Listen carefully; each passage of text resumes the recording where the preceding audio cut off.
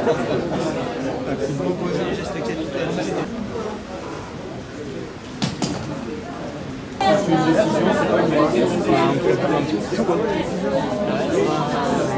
évertuez à penser que c'est pour bafouer votre droit à l'audience. C'est pour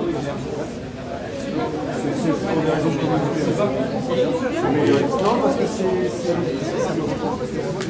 Oui, Alice Becker, avocat au barreau de Paris. Expliquez-nous votre avis sur votre judiciaire, vous l'attendiez? On l'espérait, c'est que justice, normalité, au regard des faits qui sont reprochés, mais surtout du profil de Madame A, puisque je n'ai pas envie de participer à la divulgation de son nom. Comme elle a pu l'exposer, elle a une situation tout à fait stable, avec un CDI, 2 enfants.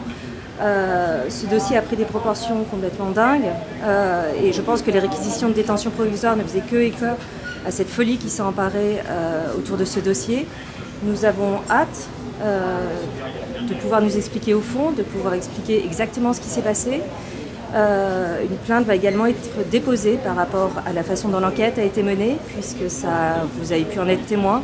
Ça a miné Madame, que sa vie privée soit exposée, que son visage soit donné en pâture à l'ensemble de la population française.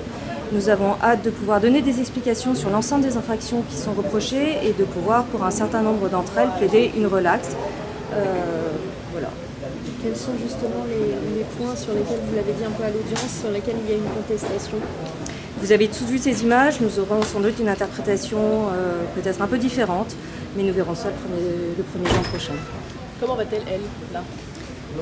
Je pense que ça va mieux, elle a hâte de retrouver ses proches. Ça a été un moment extrêmement compliqué, ça l'est pour tout le monde, un placement en garde à vue.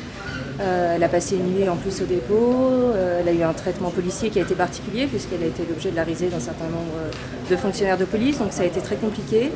Et je pense qu'elle n'a qu'une hâte, c'est de retrouver la liberté et de retrouver le calme et la sérénité de son domicile. On explique son geste. On s'en expliquera directement auprès du tribunal et pas auprès des médias. Le procureur a demandé son placement en détention provisoire d'ici là quand même, on a senti très remué par cette demande. Je pense que votre présence n'est pas anodine par rapport à la sévérité de ces réquisitions. Vous savez que les comparutions immédiates en général sont réservées à des gens qui sont multirécidivistes, qui n'ont pas de garantie de représentation, ce qui était exactement le contraire du profil de Madame A. Dès lors, ces réquisitions ne pouvaient s'expliquer que par l'emballement médiatique qui a entouré cette affaire et heureusement que le tribunal n'a pas suivi ces réquisitions et a prononcé un contrôle judiciaire normal. Et le prochain procès, c'est le mois de juin? C'est ça, oui, 1er juin. Merci.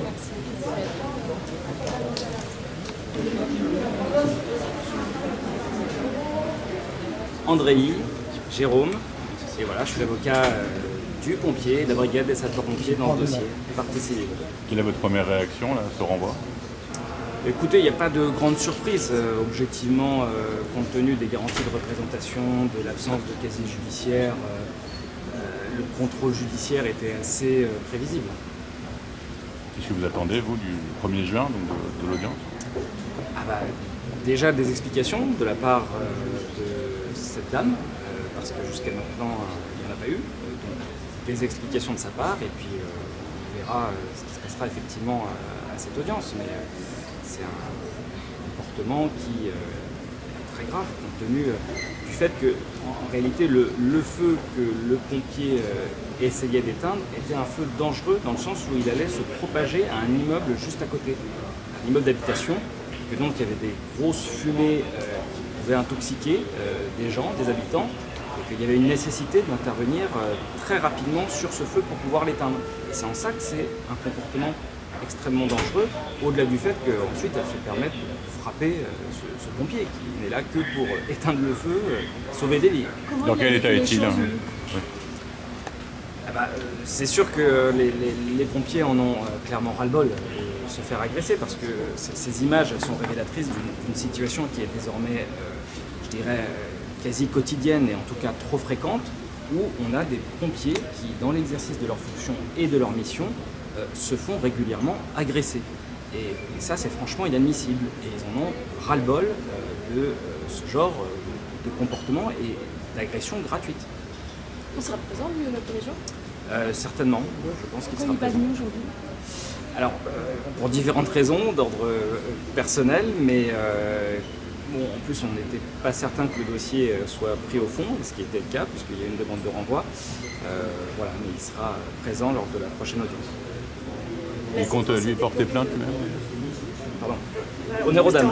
Bien sûr, allez-y. La défense a déploré la pression médiatique sur ce dossier. Quelle est votre position par rapport à ça? Alors, déjà, la médiatisation, elle est née, je pense, de cette vidéo. Et ça, c'est malheureusement, je dirais, le jeu des réseaux sociaux. La vidéo, elle a été rapidement diffusée de manière virale. Désormais, c'est comme ça, hein, dès qu'il y a une vidéo. Donc ça, je dirais, la défense ne peut pas en faire le reproche aux enquêteurs. Ils ne sont pour rien.